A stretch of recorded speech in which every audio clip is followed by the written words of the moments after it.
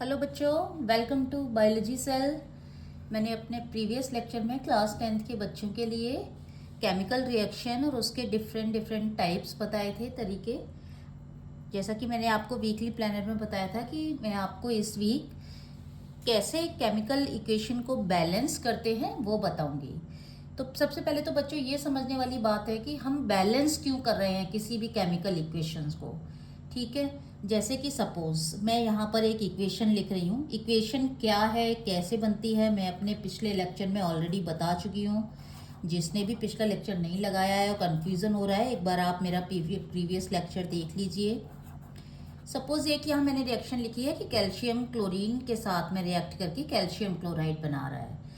अब यहाँ पे देखिए होता क्या है कि हम ये साइंटिस्ट और ये सब पता कर चुके हैं ऑलरेडी कि लॉ ऑफ, आप 9th क्लास में भी पढ़ के आए होंगे, law of conservation of mass काम करता है नेचर में, करता है ना। And mass is a form of energy. तो ये कंजर्वेशन ऑफ मास कहाँ से आया कि भाई मास जितना भी है वो हमेशा कंजर्व रहना चाहिए। क्यों रहना चाहिए? क्योंकि आपको पता है बच्चों की mass is a form of energy. Mass किसके बराबर है? एनर्जी के इक्विवेलेंट है।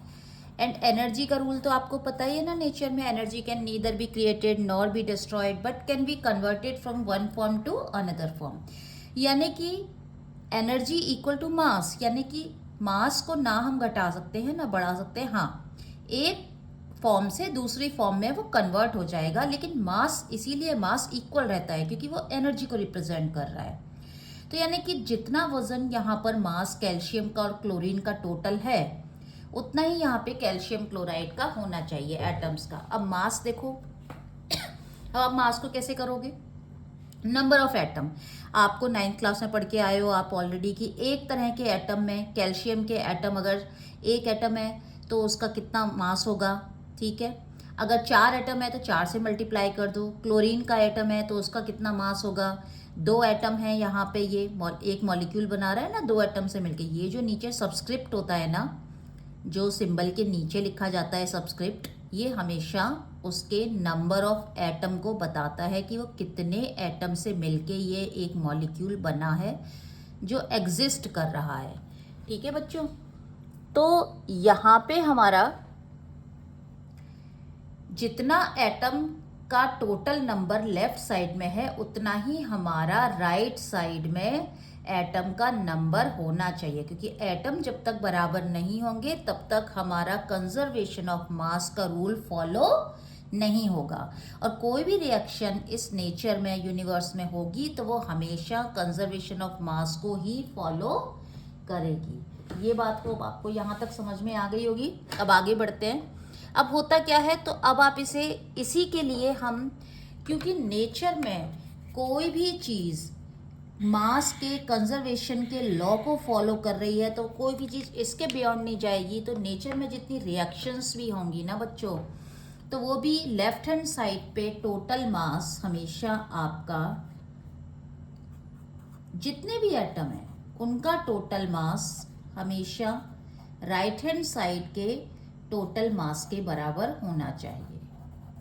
ठीक है, अब ये मास का मतलब है कि अगर हमने नंबर ऑफ एटम बराबर कर दिए, अगर हमने लेफ्ट साइड के नंबर ऑफ एटम बराबर कर दिए, किसके? राइट साइड के नंबर ऑफ एटम के बराबर हम कर देते हैं अगर,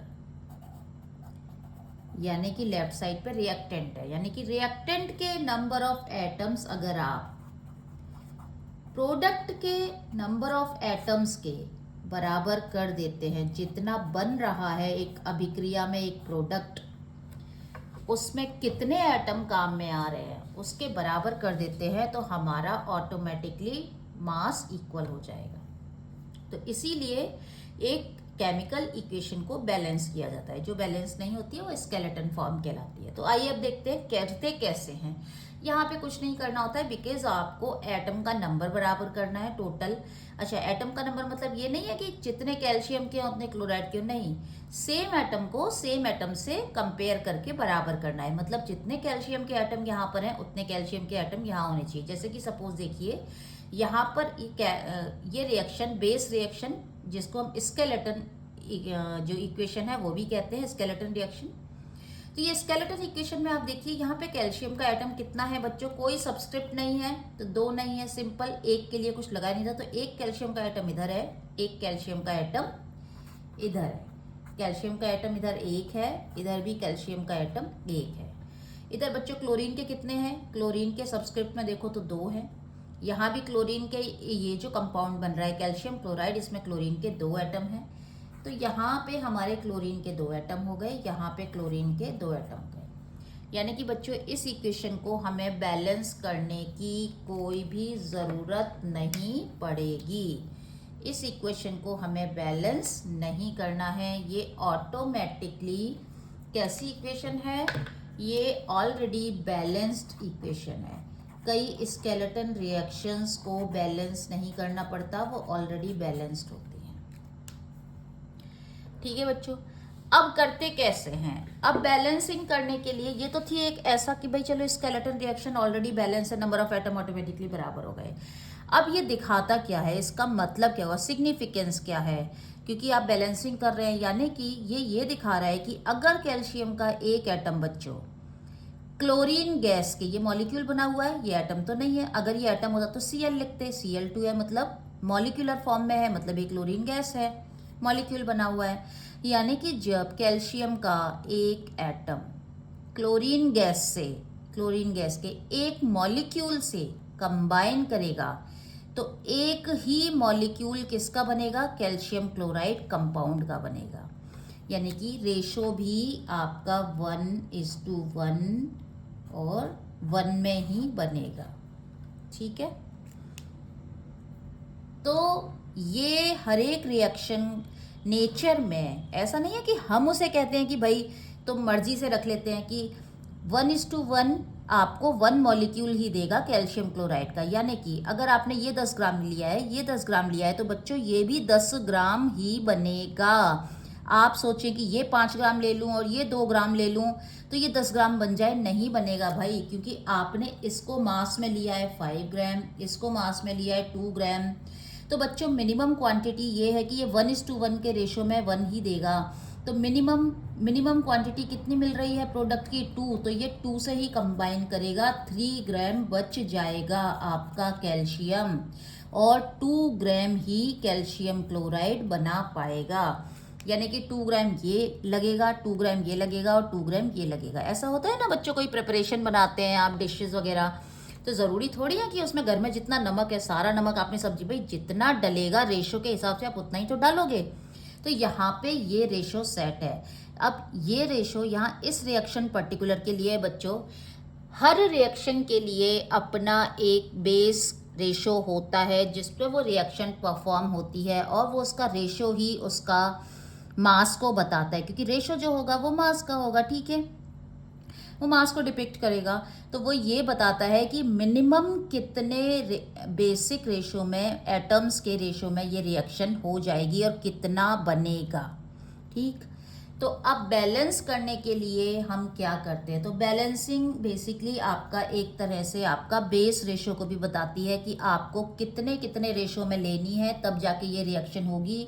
अगर आप चाहें कि मैं यहाँ पे ये आपका 0.5 ग्राम ले लूँ और ये आपका 0.2 ग्राम है और ये 0.5 ग्राम बन जाए, नहीं, तो 0.2 ग्राम है या ये 0.1 ग्राम है, तो ये 0.1 ग्राम इसके 1:1 के रेशो में कंज्यूम करेगा, तो 0.1 ग्राम को ही कंज्यूम करेगा क्लोरीन गैस को, बाकी गैस बच जाएगी। ठीक है, चलो अब आते हैं कि हमारी जो रिएक्शन है ना बच्चों, वो बैलेंस हमें कैसे करनी है। तो बच्चों इसके लिए कुछ नहीं करना होता, सिंपल सा बैलेंसिंग के लिए हमें पहली बात तो एक बात याद रखनी है कि बैलेंसिंग में कभी भी हमें डाउन नहीं जाना, कम नहीं करना होता है, हमेशा चीज़ें कम से ज़्यादा ही करनी होती हैं, बढ़ानी होती हैं। और बच्चों जब कम से ज़्यादा हम कोई चीज़ करते हैं और हमें पता है कि हम वापस उसे कम नहीं कर सकते, तो हम क्या करते हैं, उस काम को, अगर हमें पता चल जाए कि भाई कोई काम हमें ऐसा है जिसमें हम कम नहीं कर सकते, ज़्यादा हो गया तो ज़्यादा से और ज़्यादा होगा, लेकिन हम बाद में बैक नहीं आ सकते, तो ऐसे काम को आप बहुत केयरफुली करते हैं। आप उतना ही बढ़ाते हैं धीरे धीरे जितना ज़रूरत होती है। लगता है कि अब ज़रूरत है तो थोड़ा सा बढ़ा दिया, बाद में और बढ़ा देंगे, बाद में दिखी ज़रूरत तो थोड़ा सा और बढ़ा दिया। तो बच्चों ऐसे ही यहाँ पे हमें करना होता है, बहुत ही केयरफुली बढ़ाना है, इसीलिए मैंने ये 3 एरो ऐसे छोटा बड़ा बड़ा लिखा है, मतलब धीरे धीरे बढ़ाना होता है आपको। ऐसे नहीं कि बेस रिएक्शन ये स्केलेटन रिएक्शन और आपने एकदम से मॉलिक्यूल उसमें एटम्स के नंबर बढ़ा दिए एकदम से। आपको हिट एंड ट्रायल देखना पड़ेगा, इसका कोई कोई डायरेक्ट ऐसे कोई शॉर्टकट नहीं है, आपको धीरे धीरे बढ़ा के ही देखना पड़ेगा कि हाँ मेरी अब इस लेवल पे बैलेंस हो गई, एटम इधर वाले एटम इसके बराबर हैं, ये इसके बराबर हैं, तो ठीक है। अब बच्चों नेक्स्ट स्टेप में क्या करना होता है, हमें यहाँ पे सबसे पहले उनके को जो बढ़ाना है, अब वो क्या बढ़ाना है। अब देखो बच्चों, हम बढ़ाने में क्या बढ़ा सकते हैं। मैं बढ़ाने में, अगर मैं इसमें सपोज हम कहें कि मैं कैल्शियम को यहाँ पे 3 डाल दूँ, तो भाई ये तो कैल्शियम का कोई फॉर्मूला ही नहीं है। कैल्शियम के क्या कभी 3 एटम मिलके कोई कैल्शियम का एलिमेंट मॉलिक्यूल कोई बनाते हैं? नहीं। तो यानी कि हम उसकी केमिकल जो स्ट्रक्चर है, जो केमिकल फॉर्मूला है बच्चों, उसके साथ छेड़छाड़ नहीं करेंगे। कहने का मतलब है कि केमिकल फॉर्मूला, पहली बात जो थंब रूल जो आपको याद रखना है बच्चों, कि केमिकल फॉर्मूला कभी भी डिस्टर्ब नहीं किया जाएगा, उसमें कोई डिस्टरबेंस नहीं होगा, नो डिस्टरबेंस या नो चेंज। कि भाई हमने मालूम चला कि भाई कैल्शियम क्लोराइड कंपाउंड वाटर का फॉर्मूला H2 है, तो H2 ही रहता है ना, किसी रिएक्शन में H3O थोड़ी हो जाता है कि भाई मैंने तो बैलेंस कर दिया, मैंने H3O कर दिया, नहीं ना। तो क्या है, कैल्शियम क्लोराइड का फॉर्मूला CaCl2 है, तो always it will be CaCl2। तो अब पॉइंट आता है बच्चों, आप बढ़ाना क्या है फिर। यहाँ आप बढ़ा नहीं सकते, सबस्क्रिप्ट में नीचे इनके एटम्स को यहाँ तो बढ़ा नहीं सकते, तो बच्चों हम क्या कर सकते हैं, यहाँ नहीं बढ़ा सकते, लेकिन इनके यहाँ पे आगे ये जो कोफिशिएंट हैं ये तो बढ़ा सकते हैं ना। मतलब यहाँ पे इसका फॉर्मूला जो है, इसका एलिमेंट है, उसमें एक ही एटम काम में आ रहा है, 6 एटम ले लो। यहाँ पे क्लोरीन गैस बन रही है, एक मॉलिक्यूल है Cl2, एक सिंगल मॉलिक्यूल है, इस मॉलिक्यूल को एक मॉलिक्यूल की बजाय 4 मॉलिक्यूल ले लो, मतलब उसको 4 बार, एक ही मॉलिक्यूल को 4 बार ले लो, ठीक है। जैसे आपके पास ये एक पेन है, ऐसे मैं ऑरेंज कलर के 4 पेन रख लूँ। लेकिन अगर मैं कहूँ कि भाई बैलेंस करना है इसके बराबर, तो इस पेन में कोई छेड़छाड़ नहीं करनी है। ऐसा नहीं है कि इसकी कैप हटा दी मैंने फिर हो गया भाई कम कर दिया, या एक कैप और इधर मैंने एक्स्ट्रा लगा दी, आपको इधर मैंने एक कैप एक्स्ट्रा लगा दी जी, हो गई मेरी बैलेंस। नहीं, कैप जितनी उधर 2 कैप है तो इधर भी 2 कैप हो गई, नहीं। आपको एक ऑरेंज कलर का और ले लो, नंबर में बढ़ा दो, ठीक है। तो इसीलिए हम कहते हैं कि ये एक हिट एंड ट्रायल मेथड है, मतलब आपको धीरे धीरे करके देखना पड़ेगा, इसका कोई शॉर्टकट नहीं होता। अब इसमें स्टेप्स क्या फॉलो करने हैं बच्चों, बहुत ही सिंपल से स्टेप्स आपको फॉलो करने होते हैं। इसके स्टेप का एक ही तरीका है, count, change and count. CCC step follow करने हैं आपको बच्चों, count, change coefficient and count. Count, change coefficient, count. Count देखो मैं आपको बहुत ही शॉर्ट में समझा रही हूँ यहाँ पे, वरना लोग आपको इतना, आप जाके देखोगे तो इतना टफ बना देते हैं ना इसी चीज़ को, कि आपको लगेगा भाई ये तो बहुत टफ है और कैसे बैलेंस की जाएगी। Count, change coefficient and again count, क्योंकि मैंने कहा ना हिट एंड ट्रायल, आपको धीरे धीरे देखना पड़ेगा। अगेन काउंट, अगर अगेन काउंट में मिल गए आपको बराबर एटम तो ठीक है, नहीं तो फिर दोबारा से आप कौन से स्टेप को फॉलो करेंगे, सेम यही, again count then change coefficient count. तो CCC फॉलो करते जाएंगे जब तक आपके इधर सारे एटम के नंबर इधर के एटम के बराबर नहीं हो जाते हैं। चलो, अब ये तो बात हो गई बच्चों थ्योरी की कि क्यों ज़रूरत होती है बैलेंसिंग की, क्या बैलेंसिंग रिएक्शन है। अब हम ना एक रिएक्शन को बैलेंस कर लेते हैं। चलिए मैं एक रिएक्शन लिखूं। सबसे पहले बच्चों मैं एक सिंपल सी रिएक्शन लिखती हूँ। यहाँ पर मैंने आपको पहली रिएक्शन लिखी है, सपोज H2 पानी बनने की रिएक्शन कर लेते हैं बच्चों, plus O2 gives us H2O, hydrogen gas, gas क्यों बोला है बच्चों, मॉलिक्यूल है H2, 2 एटम बने तो एक मॉलिक्यूल बना, 2 एटम तो एक मॉलिक्यूल, और ये 2 एटम हाइड्रोजन के, एक एटम ऑक्सीजन का मिला तो बना पानी, वाटर। तब वाटर का एक मॉलिक्यूल बना, ठीक है। वाटर का सिंगल मॉलिक्यूल। मॉलिक्यूल भी बिल्कुल बच्चों बायोलॉजी में वायरस के जैसे बिल्कुल अल्ट्रा माइक्रो, बहुत ही छोटा साइज होता है, पता है ना केमिस्ट्री में। इसीलिए तो हम वजन नहीं लेते हैं केमिस्ट्री में, वेट नहीं लेते हैं, मास लेते हैं, क्योंकि इन पे ग्रेविटी का तो कोई असर ही नहीं पड़ता ना, इतने हल्के होते हैं एटम मॉलिक्यूल। चलो बच्चों चेंज क्या करना है, स्ट्रक्चर से केमिकल फॉर्मूले के साथ छेड़छाड़ नहीं करेंगे। तो H2 तो H2 ही रहेगा ना, हाइड्रोजन गैस का फॉर्मूला तो H2 है। छेड़छाड़ कहाँ करनी है बच्चों, हमें छेड़छाड़ कोफिशिएंट में करनी है। मतलब हम यहाँ पे हाइड्रोजन गैस है, इसका यहाँ पे एक मॉलिक्यूल है, यहाँ पे एक मॉलिक्यूल है, यहाँ पे एक मॉलिक्यूल है। मॉलिक्यूल बढ़ा सकते हैं, 2 मॉलिक्यूल ले सकते हैं, 3 ले सकते हैं, 4 ले सकते हैं, 2 ले सकते हैं, यानी कि हम ये कोफिशिएंट हैं इनमें चेंज कर सकते हैं। तो इसलिए मैंने यहाँ ब्लॉक लगा दिए हैं बच्चों। चलो बच्चों सपोज मैंने पहले चालू किया, अब हिंट आपको देखो, ये रिएक्शन खुद ही हिंट देगी बच्चों। कैसे देगी, आप यहाँ पे देखिए, आप पहले एक एक करके एटम देखिए। पहले आप दिमाग में ये करिए कि यहाँ कितने तरह के एटम है बच्चों। इस रिएक्शन में 2 टाइप्स के एटम हैं। कौन कौन से बच्चों, एक पहला है हाइड्रोजन और दूसरा है बच्चों oxygen. Hydrogen left hand side, ऐसे ही हाइड्रोजन और ऑक्सीजन इधर है भाई, रिएक्शन करके यही तो बनाएंगे, ये बराबर करने हैं, ये लेफ्ट हैंड साइड के, राइट हैंड, ये रिएक्टेंट के प्रोडक्ट के। यहाँ पे बच्चों इसका नंबर कितना है 2, तो आपने लिख लिया 2। ऑक्सीजन का नंबर कितना है 2, तो आपने लिख लिया 2। ये सब दिमाग में कैलकुलेशन करनी है, मैं आपको पेपर पे बता रही हूँ, जो आपको आदत हो जाएगी करते करते तो आपके दिमाग में होने लगेगी ये सारी। यहाँ पे हाइड्रोजन के कितने एटम हैं बच्चों 2, बट ऑक्सीजन का कितना है बच्चों 1। तो मैंने क्या कहा, रिएक्शन में कम से ज़्यादा करना है, ज़्यादा से कम का कभी भी सोचिएगा भी मत, और ना ही ये रिएक्शन कभी भी बैलेंस फ्रैक्शन में होगी। आप सोचो कि पॉइंट लगा दें, नहीं, हमेशा रिएक्शन का थंब रूल है कि होल नंबर में ही बैलेंस होगी। तो बच्चों 1 से 2 करना, ठीक है, कम से, तो आपको ध्यान कंसंट्रेशन करना कम पे। तो पहला कम क्या है मेरा, ऑक्सीजन। तो बस मेरा सबसे पहला जो मेरा शिकार होगा ना वो यही होगा, यानी कि मैं ऑक्सीजन को फटाफट से, इधर 2 है तो मुझे पहले इधर इसको 2 करना है। अब इसको 2 करने के लिए मैं ऑक्सीजन को इसमें से वाटर के स्ट्रक्चर के मॉलिक्यूल में से निकाल नहीं सकते, कंपाउंड में से। भाई ऑक्सीजन निकाल दोगे तो वाटर, कंपाउंड में से ऑक्सीजन कैसे निकलेगी, तो वाटर वाटर नहीं रहेगा।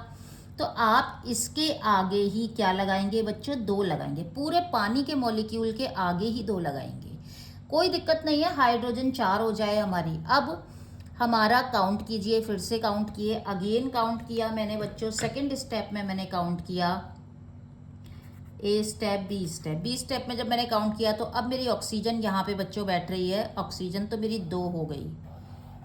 लेकिन बच्चों एक प्रॉब्लम आ गई, यहाँ पे तो मेरे, यहाँ मैंने कोई छेड़छाड़ नहीं की तो यहाँ मैंने 2 लिख लिया, यहाँ 2, कोई छेड़छाड़ नहीं हुई है। लेकिन बच्चों एक प्रॉब्लम क्या आ गई, हाइड्रोजन के पहले 2 मॉलिक्यूल, 2 एटम थे, और एक मॉलिक्यूल में देखो, एक मॉलिक्यूल में 2 एटम रख रहा है हाइड्रोजन। तो जब मैंने बच्चों 2 मॉलिक्यूल ले लिए तो 2 को 2 से मल्टीप्लाई कर दो, तो मेरे 4 एटम हो गए कि नहीं हो गए। ये ऐसा हो गया जैसे एक मॉलिक्यूल, मतलब एक पेंसिल बॉक्स में आपकी 2 पेंसिल रखी हुई हैं। अब बच्चों आपने पेंसिल बॉक्स ही जब 2 ले लिए तो 4 पेंसिल हो गई कि नहीं हो गई। समझिए, आपको अगर नहीं समझ में आए ना ये खेल, तो आप ऐसे समझिए कि मैडम ने बताया था कि पेंसिल बॉक्स में उस एटम को पेंसिल की तरह कर लो, कि ऑक्सीजन नाम की जो पेंसिल है वो एक पेंसिल बॉक्स में एक रखी हुई है। बाद में मैंने उसको 2 कर दिया तो 2 किया, लेकिन वो मैंने पेंसिल को नहीं किया। एक पेंसिल बॉक्स की जगह 2 पेंसिल बॉक्स ले लिए तो मुझे 2 पेंसिल मिल गई ऑक्सीजन नाम की। लेकिन बच्चों जब मैंने 2 पेंसिल इसकी तो मिल गई, लेकिन ऑलरेडी मेरी हाइड्रोजन कितनी थी बच्चों, हाइड्रोजन तो मेरी ऑलरेडी एक पेंसिल बॉक्स में 2 रखी हुई थी, तो मेरी 2 पेंसिल बॉक्स में कितनी हाइड्रोजन आ गई, 4। तो यहाँ गड़बड़ हो गई ना मेरी।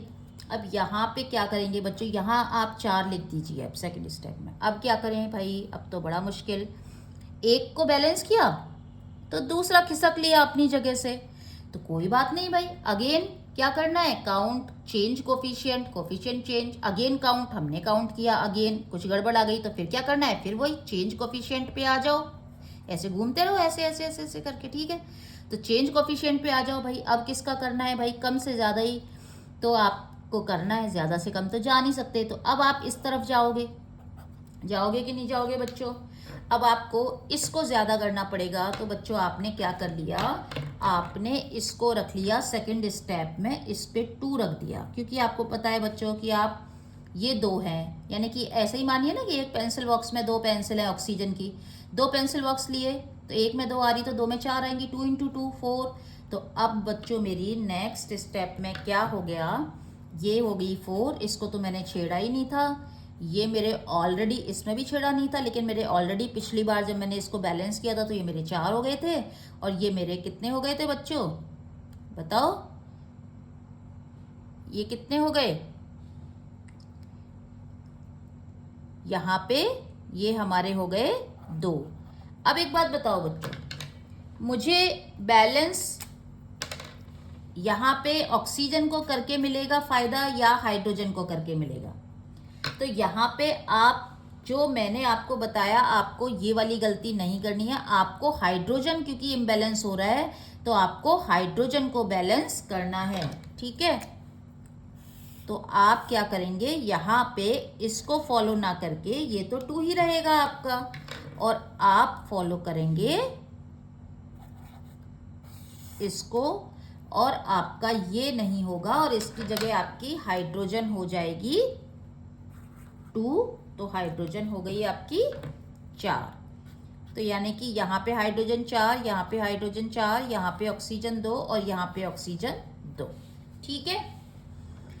तो ये मैंने आपको क्यों करके बताया, ये आपको इसलिए करके बताया क्योंकि आप लोग, मैंने कई बच्चों को देखा है जब मैं उनकी कॉपी चेक करती हूँ तो वो जल्दी जल्दी में ना वो ये कर जाते हैं इस तरह की। तो मैंने आपको दोनों चीज़ें बैलेंस करके बताई कि अगर आप इसको गलती से कर देंगे तो ये नतीजा निकलेगा जो कि आपको नहीं करना है। तो आपको फोकस किस पे करना है, बड़ी क्या थी हाइड्रोजन, तो फोकस हाइड्रोजन पे करना है। तो इस तरह से बच्चों आपकी ये पहली इक्वेशन आपकी बैलेंस हो गई। एक और एग्जाम्पल से मैं अब आपको समझा देती हूँ फटाफट से।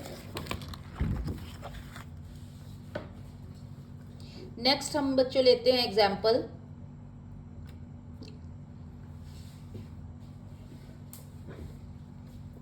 फॉस्फोरिक एसिड बनने का। किसका एग्जाम्पल ले रहे हैं अब हम, फॉस्फोरिक एसिड बनने का। तो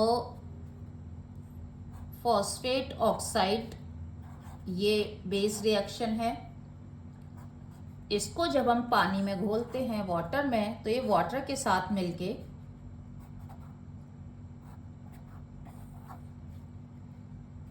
फॉस्फोरिक एसिड बनाएगा, ठीक है। क्या बनाएगा, फॉस्फोरिक एसिड बनाएगा। अब इसको कैसे करना है, हिंट कहाँ से मिलेगा बच्चों, पहले तो आपने फटाफट से ना कैलकुलेट करके रख लो आपके पास। फॉस्फोरस कितने हैं, लेफ्ट हैंड साइड में फर्स्ट स्टेप में, लेफ्ट हैंड साइड में फॉस्फोरस, ऑक्सीजन H, और ये ऑक्सीजन तो इसी के साथ काउंट हो जाएगी, ठीक है। फॉस्फोरस 4 हैं, यहाँ पे फॉस्फोरस कितना मिल रहा है बच्चों, यहाँ पे मिल रहा है आपको 1। ऑक्सीजन कितने हैं आपके पास 10, और एक ये वाला एटम हो गए 11, यहाँ पे ऑक्सीजन है 11, यहाँ पे कितने मिल रहे हैं बच्चों आपको ऑक्सीजन 4। हाइड्रोजन कितना है यहाँ पे बच्चों 2। आपको लग रहा होगा बहुत कुछ ऑड नंबर में आ रहा है, ये तो बहुत प्रॉब्लम हो जाएगी सॉल्व करने में, है ना। यहाँ पे हाइड्रोजन कितना आ रहा है बच्चों, 3 एटम आ रहे हैं, कैसे करोगे, क्या करें भाई।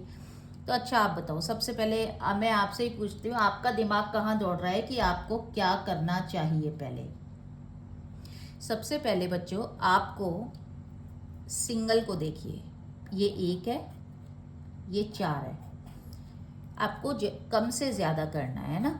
तो कम से ज़्यादा करने में सबसे इजी अप्रोच, सबसे इजी क्या लग रहा है, देखो 4 से 11 कैलकुलेशन समझ नहीं आ रही है आपको, 3 से 2, 2 से 3 करोगे बड़ी टिपिकल हो जाएगी कैलकुलेशन, है ना। इसको बढ़ाओगे तो ये भी बढ़ाना पड़ेगा। ये कुछ ऐसा ही होता है बच्चों, जैसे एलसीएम लेते हैं ना, 2 की टेबल में और 3 की टेबल पढ़ो तो कॉमन नंबर कौन सा है, कि जैसे कि मैं आपको हिंट बता रही हूँ ये करने का। 2 की टेबल में आपको क्या मिलेगा, 4, 6, 8, 10, 12, ठीक है, 14, 16, 18। 3 की टेबल में क्या मिल जाएगा, इसमें से आपको 6 मिल जाएगा बच्चों, आपको इसमें से आपको 12 मिल जाएगा, इसमें से 18 मिल जाएगा। यानी कि ये बैलेंस्ड इक्वेशन होगी ना, ये 6, 12, 18 इन हाइड्रोजन इतने के नंबर पे जाके होगी। ये थंब रूल वाली ट्रिक है, ये कोई नहीं बताएगा आपको कि यहाँ भी थोड़ा सा मैथ्स लगाना पड़ता है। जब आपको ऐसे नंबर मिले ना बच्चों, 2 है, 3 है, 4 है, 11 है, तो इनके ना बच्चों एलसीएम ले लेना, और फिर देखना कि एलसीएम वाला नंबर ना कहीं आपका आ रहा होगा बैलेंस करने में, ठीक है।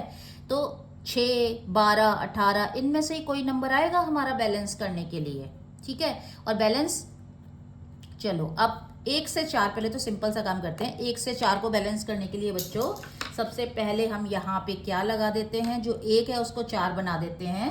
तो 1 को 4 बनाने के लिए जो हमारा फॉस्फोरस है, ठीक है, ये इधर 1 है, तो मैंने सबसे पहले इस पे लगा दिया 4। तो अब मेरा डायरेक्ट फॉस्फोरस 4 हो गया, ठीक है। मैं यहाँ पे सेकेंड स्टेप का ऐसे आप स्लैश करके लिखते जाइएगा। सेकेंड स्टेप में बराबर हो गया, ये 4 और 4। अब मुझे इसकी टेंशन नहीं लेनी है, इसकी बाद में देखेंगे। Triple C, count, coefficient, check the coefficient then count, ठीक है। अब हमने कहा कि काउंट, हमने काउंट कर लिया। चेक द कोफिशिएंट, तो हमने एक कोफिशिएंट पे काम कर लिया, हमने दोबारा काउंट किया। यहाँ पे बच्चों करते ही अब मैं रीकाउंट करेंगे, क्योंकि यहाँ पे काउंट अगेन है, ठीक है। तो कोफिशिएंट चेंज किया एंड देन काउंट अगेन, हमने काउंट किया। तो मेरे हाइड्रोजन कितने बैठे, 4 × 3। सबस्क्रिप्ट को मॉलिक्यूल से मल्टीप्लाई किए, नंबर ऑफ मॉलिक्यूल से मल्टीप्लाई। मैंने कहा ना कि सपोज ये आप 4 हटा दो, तो एक पेंसिल बॉक्स में 3 हाइड्रोजन के एटम है, तो 4 पेंसिल बॉक्स ले लिए, तो 4 × 3 हो गए ना 12। तो हाइड्रोजन मेरी हो गई बच्चों 12। तो आप ना इसको ऐसे करके ना बच्चों, इसको ऐसे लिख लेना, क्योंकि आपको ऐसे पता नहीं चलेगा कि आपका भाई पहले क्या था बाद में क्या था। तो जो बाद वाला है, वो पहले वाला है, वो गोला कर देना उसको, ठीक है। गोला या आपकी कोई भी ट्रिक हो, आपका कोई एक शॉर्ट नोट जैसे कुछ बनाते हैं वैसा करना। तो ये मेरे अब 12 हो गए। अब 12 हुए ये वाले, ठीक है। अब ये मेरे जो हाइड्रोजन है 12 हैं, यानी कि मुझे इधर भी हाइड्रोजन कितने करने चाहिए, 12। तो ये मेरे 2 से 12 करने हैं, ठीक है। ये वाले जो 3 थे मेरे, ये हाइड्रोजन हो गए मेरे 12। यहाँ पर हुए कि नहीं हुए इससे, तो मुझे इसको भी ऑब्लिक करके 2 से मुझे कितने पे आना है, 12 पे। ये ऑलरेडी हो चुका है मेरा, ये डन है। तो इसको नीचे मैंने ऐसे कर दिया कि ये मेरा डन है। अब इसको 12 के बराबर लाने के लिए मुझे इसको बढ़ाना पड़ेगा, हाइड्रोजन को यहाँ पे। तो 2 से 12 बच्चों कब आएगा, तो 2 से 12 आएगा, आप 12 में 2 का डिवाइड करो, 6 मिला आपको। यानी कि आपने यहाँ पे 6 रखना है बच्चों। क्या रखोगे बच्चों, 6 रखोगे। देख लो, 6 × 2 12 हो गए कि नहीं हो गए। तो अब मेरे पास 2 चीज बैलेंस हो गई बच्चों। मेरे पास एक चीज बैलेंस है, ये हाइड्रोजन, मेरे पास फास्फोरस बैलेंस है। अब क्या करना है, चेक द कोफिशिएंट, कोफिशिएंट करिए, काउंट अगेन। अब फिर से काउंट करिए। चलिए, यहाँ तो मैंने कोई छेड़छाड़ की नहीं, लेकिन मेरी यहाँ पे पानी के साथ ऑक्सीजन भी जुड़ा हुआ था, तो 6 करने से ऑक्सीजन भी कितनी हो गई बच्चों, मेरी 6 हो गई कि नहीं। तो यहाँ पे मेरी ऑक्सीजन 10 से कितनी हो गई, 16 हो गई। 11 से कितनी हो गई, 16 हो गई, सॉरी 10 और 1 11। तो 11 से सीधी मेरी ऑक्सीजन बढ़ के 16 हो गई। तो मैं यहाँ पे 11 से 16 कर देती हूँ बच्चों। इसको भी आपको स्लैश लगा के इसको 16 करना है, और इसको लेकर जिसको आपको करना है ना बैलेंस बच्चों, उस पर आप ये डालो कि मुझे इसको यहाँ पे भगाना है, इसको मुझे यहाँ से इतना इंक्रीज करना है, ठीक है। जिन भी बच्चों को दिक्कत होती है करने में, मैं ये उनके लिए बता रही हूँ ट्रिक कि आप इस तरह से काम करिए। तो ये स्लैश हो गया, मतलब ये पुराना वाला था, ये नया वाला जब आपने काउंट अगेन किया तो आपको 16 मिले, और आपको 16 पे जाना है तो आप इसको एरो लगा दो।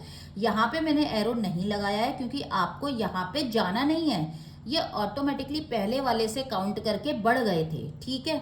अब काम इस पे करना है, एरो आपको यहाँ पे काम करना है, यहाँ भागना है 4 से 16। 4 से 16 कैसे करेंगे, 16 में 4 का डिवाइड करो, 4 आएगा, 4 4 जा 16। तो आपको कितने बढ़ाने हैं, 4 बढ़ाने हैं, ठीक है ना बच्चों। तो 4 4 जा 16, तो आपको 4 ही बढ़ाएंगे। अब ये 4 कहाँ पे करने हैं बच्चों आपको, यहाँ पे देखिए 16। अब यहाँ पे काउंट करिए आप, आपको क्या करना है, ऑक्सीजन 16, ऑलरेडी आपको यहाँ पे ऑक्सीजन 16 मिल रही है, क्योंकि यहाँ पे 16 हो गई थी। अब आप यहाँ देखिए, क्या आपने यहाँ पे 4 लगाया था, उसमें आपकी ऑक्सीजन 16 थी। यस, मेरी ऑक्सीजन आके जैसे ही मैंने 4 लगाया था पहले, मेरी ऑक्सीजन फॉस्फोरस 4 हुआ, तो मेरी हाइड्रोजन कितनी हो गई थी, 12 हो गई थी। मेरी हाइड्रोजन 12 होने के साथ ही मेरी ऑक्सीजन 4 इंटू 4 16 हो गई थी, तो मुझे इसे बैलेंस करने की फर्दर ज़रूरत नहीं है। मेरा अब काम यहीं पे ही ख़त्म हो जाता है। तो यानी कि अगर मैं इसके आगे 6 लगा दूं और इसके आगे 4 लगा दूं तो मेरा ऑटोमेटिकली रिएक्शन बैलेंस हो जाएगी। एक और रिएक्शन कर लें फटाफट से। चलो, एक रिएक्शन बच्चों में लिखती हूँ, एल्यूमिनियम प्लस HCl। अब रिएक्शन बच्चों हम ना, अब आपको थोड़ा जल्दी और आराम से समझ में आएगी कि मैडम ने ये क्या सारे पॉइंट्स लिखे थे। एल्यूमिनियम क्लोराइड और हाइड्रोजन। चलिए, सबसे पहले बच्चों फर्स्ट स्टेप में एल्यूमिनियम रिएक्टेंट में हाइड्रोजन और क्लोरीन 3 है, यहाँ भी बेसिकली 3 ही होंगे, एल्यूमिनियम, हाइड्रोजन एंड क्लोरीन। ठीक है, ये मुझे करने हैं बराबर। आप बराबर का सिंबल लगाओ, आप एरो का कोई फर्क नहीं पड़ेगा। ये आपकी बात है कि आप मन में किस तरह कर रहे हो। बच्चों एल्यूमिनियम 1 है ऑलरेडी, यहाँ पे 1 है, कोई दिक्कत नहीं है। हाइड्रोजन बच्चों 1 है, यहाँ मेरा हाइड्रोजन यहाँ तो है नहीं, यहाँ हाइड्रोजन है 2 एटम, तो यहाँ पे मैं 1 लिखूंगी, यहाँ पे लिखूंगी बच्चों 2। क्लोरीन मेरा बच्चों यहाँ पे 1 एटम है, यहाँ पे 3 एटम है, तो मैंने यहाँ पे 3 लिख दिया। कौन सा करना चाहेंगे सबसे पहले? ये इक्वल है तो हाइड्रोजन और क्लोरीन पे ही कॉन्सेंट्रेट करना है। तो चलो पहले हम क्या कर लेते हैं, सबसे पहले हम बात करते हैं कि हाइड्रोजन पे बढ़ाते हैं 1, ये 2, तो मैंने इसको छलांग लगा के स्लैश करके 2 कर दिया रिएक्टेंट की साइड। रिएक्टेंट की साइड 2 करने के लिए मुझे डेफिनेटली यहाँ पे क्या रखना पड़ेगा बच्चों, मुझे यहाँ पे रखना पड़ेगा 2।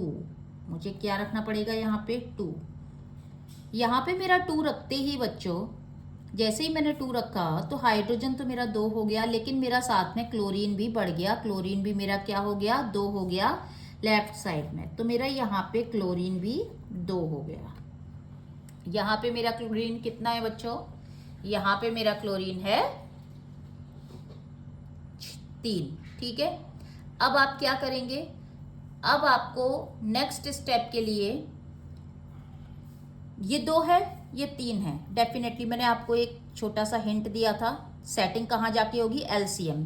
3 और 2 का एलसीएम लीजिए 6, तो डेफिनेटली कहीं ना कहीं कोई ना कोई 6 नंबर आने वाला। ठीक है, अब आप क्या करेंगे, ये 2 को बढ़ाएंगे, तो 2 को कितना बढ़ाएंगे, 2 को आपने सपोज क्लोरीन को 3 तो बना नहीं सकते क्योंकि आपको होल नंबर में जाना है। अगर आप इसको 2 से भी मल्टीप्लाई करेंगे तो ये 4 देगा, आपने इसको 3 से मल्टीप्लाई किया तो ये 6 देगा, तो बेटर है कि 3 से मल्टीप्लाई कर लो तो ये 6 देगा, तो क्लोरीन 6 एटम हो जाएंगे। और यहाँ पे क्लोरीन के 6 एटम के लिए क्या कर सकते हो, 3 इंटू 2 कर देना, एलसीएम है ना 3 और 2 का 6, ऐसे कर सकते। तो हमें यहाँ पे ऑलरेडी क्लोरीन, क्योंकि हमारा ये सेट है ये सेट है, तो हमारा फोकस यही था बच्चों, इसलिए मैंने इसी की बात की। ठीक है, तो मुझे ये नहीं लगाना है 2, ये मेरा टेम्परेरी था, ये हट जाएगा और मैं इसकी जगह में 2 से 2 भी नहीं करेंगे, अब मुझे इसको कर देना पड़ेगा कितना बच्चों, इसको कर देना पड़ेगा 6, तो ये मैंने 6 कर दिया। ये बच्चों 6 करते ही मैं इसको भी बड़ी इजीली 6, तो पहले इसको 6 कर देते हैं जिससे हमें कोई कंफ्यूजन ना रहे, तो हमने इसको कर दिया 6 HCl। ठीक है बच्चों, 6 HCl। अब